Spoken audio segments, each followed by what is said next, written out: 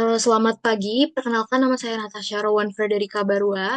Pada kesempatan kali ini saya akan mempresentasikan hasil ujian akhir semester dalam mata kuliah Manajemen Pengetahuan dengan judul Peran Artificial Intelligence dalam Knowledge Management Discovery. Bagian pertama yang akan saya bahas yaitu latar belakang dan masalahnya, yang dimana ada dua poin penting yang saya catat di sini. Pertama adalah tantangan informasi, yang dimana organisasi saat ini itu menghadapi fenomena information overload dan juga silo pengetahuan.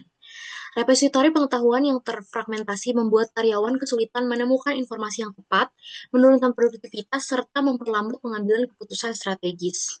Lalu untuk poin yang kedua adalah peluang integrasi AI, yaitu kecerdasan buatan atau artificial intelligence menawarkan paradigma baru, di mana dengan memanfaatkan teknik seperti machine learning, pemrosesan bahasa alami, atau natural language processing, dan juga generative AI, organisasi dapat mengotomatis proses identifikasi, klasifikasi, serta sintesis data menjadi tindakan nyata.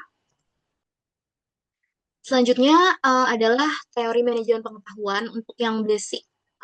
Jadi di sini ada yang dipakai dalam paper saya itu pertama adalah pembahasan tentang explicit versus tacit, yang dimana eksplisit itu adalah terdokumentasi secara formal dalam laporan atau SOP, sedangkan tacit itu bersifat personal berdasarkan pengalaman dan juga intuisi karyawan.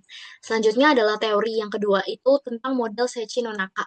Ini adalah proses penciptaan pengetahuan melalui 4 model interaksi berulang, yaitu sosialisasi, eksternalisasi, kombinasi, dan juga internalisasi. Lalu yang ketiga adalah sistem KMS tradisional. Ini umumnya kaku dan juga bergantung pada input manual dan pencarian kata kunci literal, sehingga gagal menangani penemuan pengetahuan yang dinamis. Selanjutnya adalah pembahasan terkait knowledge management discovery dan juga kemampuan AI. Yang pertama adalah konsep KDD atau knowledge discovery in database, yaitu adalah proses non-trivial untuk mengidentifikasi pola yang valid, baru, berpotensi berguna, dan juga dapat dipahami dalam data skala besar.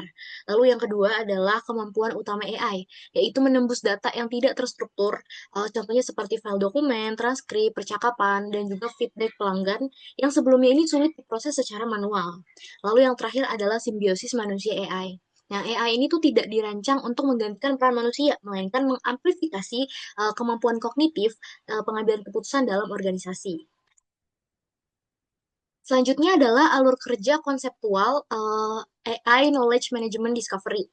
Di sini ada 4 langkah. Yang pertama itu adalah input sumber, di mana ini adalah kami mengumpulkan SOP, database, laporan proyek, serta juga feedback atau umpan balik dari pihak internal ataupun eksternal. Lalu langkah yang kedua adalah pemrosesan AI, yang dimana ini kami melakukan penerapan algoritma NLP, klasifikasi otomatis, lalu ada juga pembentukan metadata, serta representasi grafik pengetahuan. Dan langkah yang ketiga adalah validasi pakar, yang dilakukan adalah tinjauan ahli manusia guna memastikan keakuratan, relevansi kontekstual, serta kepatuhan etis hasil AI. Dan yang keempat adalah aplikasi lalu solusinya, di mana ini adalah distribusi pengetahuan melalui dashboard interaktif untuk mendukung proses pengambilan keputusan taktis, jadi seperti visualisasinya. Lalu untuk desain algoritma proses dari AI Knowledge Management ini, untuk algoritma sistemnya ini ada 8. Yang pertama untuk input itu ada dokumen, data, dan juga kepakaran seperti yang tadi sudah saya jelaskan sebelumnya. Lalu untuk proses ini ada cleaning dan juga menstrukturkan si datanya ini. Lalu yang ketiga itu adalah ekstraksi, di mana ini menjalankan natural language processing-nya dan juga si topik modelingnya. Lalu setelah itu ada discovery, di mana ini kamu mengidentifikasi tren dan juga pola tersembunyinya. Setelah itu ada validasi, yang dimana adalah verifikasi output oleh expert human-nya. Dan yang keenam adalah penyimpanan. Ini seperti penyimpanan ke repositori terpusat. Lalu yang ketujuh adalah distribusi, layanan via semantic search dan juga RAG. Dan yang ke-8 atau yang terakhir adalah output, yaitu adalah visualisasi berupa dashboard pendukung keputusan atau decision support system. Nah, untuk karakteristik algoritmanya ini adalah algoritma yang dirancang untuk menjembatani kesejahteraan antara volume data mentah yang masif dengan penemuan wawasan yang bernilai tinggi. Nah, proses validasi manusia ini bertindak sebagai guardrail untuk memastikan data yang diproduksi itu aman dari kesalahan atau halusinasi sistem. Selanjutnya, kita masuk ke bagian akuisisi dan juga klasifikasi otomatis. Nah, AI di sini merevolusi cara organisasi menangkap dan juga mengelola data yang masuk dari berbagai sumber eksternal maupun internal secara real time. Ada tiga poin yang dicatat di sini. Yang pertama adalah ekstraksi teks otomatis, yaitu Natural Language Processing atau NLP yang secara cerdas mengenali entitas penting, istilah khusus, dan juga topik utama dari dokumen panjang.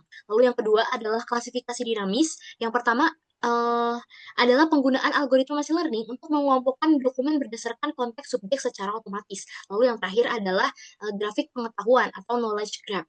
Nah, ini memetakan keterkaitan logis antara karyawan, proyek, SOP, serta riwayat masalahnya. Lalu selanjutnya adalah akses dan distribusi pengetahuan pintar.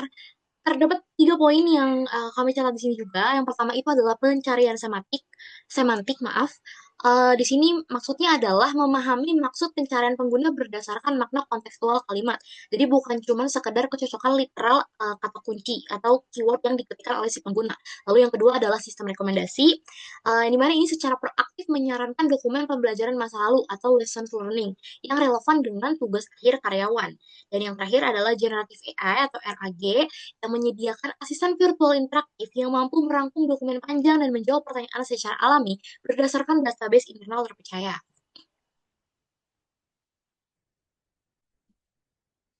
Lalu selanjutnya adalah pembahasan terkait insight dan dukungan keputusan. Uh, untuk poin pertama adalah mengidentifikasi akar masalahnya, yaitu AI menganalisis ribuan data umpan balik pelanggan untuk menemukan tren keluhan dan juga kegagalan proses operasional secara instan. Dan yang kedua adalah keputusan berbasis bukti, yang dimana ini meminimalkan bias subjektivitas manajer dengan menyajikan data analisis prediktif mengenai risiko proyek dan juga performa kerja. Selanjutnya adalah pelajaran berkelanjutan. Ini adalah pengamanan pengalaman berharga dari proyek sebelumnya agar tidak hilang saat karyawan resign. Ini juga mencegah brain drain. Selanjutnya adalah knowledge management tradisional versus knowledge management berbasis AI. Ini seperti gambaran perbandingan dari yang tradisional dan juga paper yang telah kita buat yaitu berbasis AI.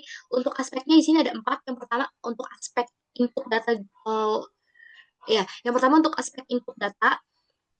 Dari segi manajemen pengetahuan tradisional, ini dokumentasi masih dilakukan secara manual dan juga kontribusi mandiri sukarela. Sedangkan manajemen pengetahuan berbasis AI itu sudah ekstraksi otomatis secara real time dari sistem dan juga interaksi. Lalu untuk aspek yang kedua, itu adalah aspek metode pencarian, di mana kalau yang tradisional itu berdasarkan kata kunci literal yang kaku, lalu kalau yang berbasis AI itu pencarian semantik kontekstual dan juga asisten chatbot. Lalu untuk aspek yang ketiga adalah penemuan informasi. Kalau yang tradisional itu sangat bergantung penuh pada analisis manual manusia. Sedangkan kalau yang berbasis AI, deteksi pola otomatis ini berskala besar atau KDD. Lalu untuk aspek yang terakhir adalah dukungan keputusan.